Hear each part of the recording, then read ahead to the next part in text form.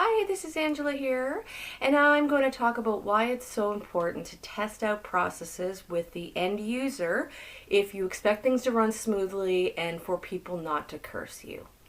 My story with a less than ideal process this week was having to apply one signature to a PDF contract. Normally, I just open it up, add my signature and date using one of the few editors that I have, and away we go. I haven't had to print and scan anything for ages, and I didn't even own a printer.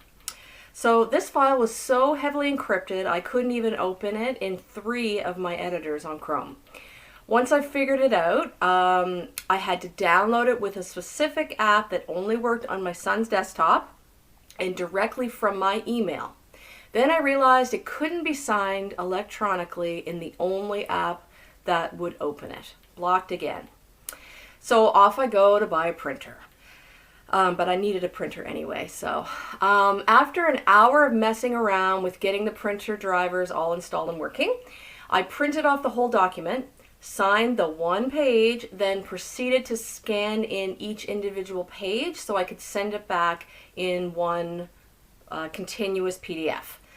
See, this file would not allow me to merge individual pages together because it was encrypted.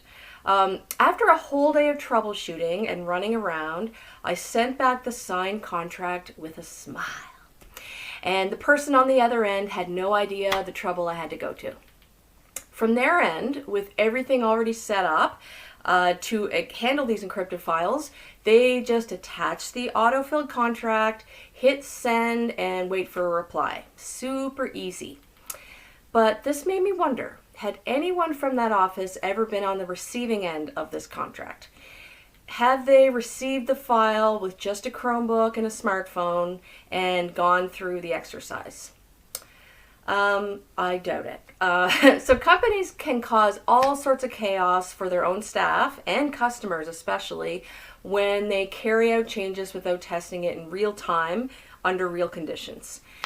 Departments complain about each other and customers might not even bother to stick around if they get too frustrated.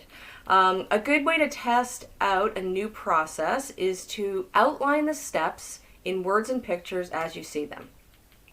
Then ask people with very little experience to follow the directions in a realistic setup. So if they have a really shitty computer, then you're going to run the test on a really shitty computer. So where do they get lost and confused? That's the first question to ask. At what points do they make mistakes? And what kinds of questions come up as they're going through the process? Do they seem sure about the next step, or are they always hesitating? These are really valuable clues to what needs to be tweaked in the process itself, as well as how you can deliver better instructions. So I highly recommend not rushing past this pilot testing and assuming that you have everything covered.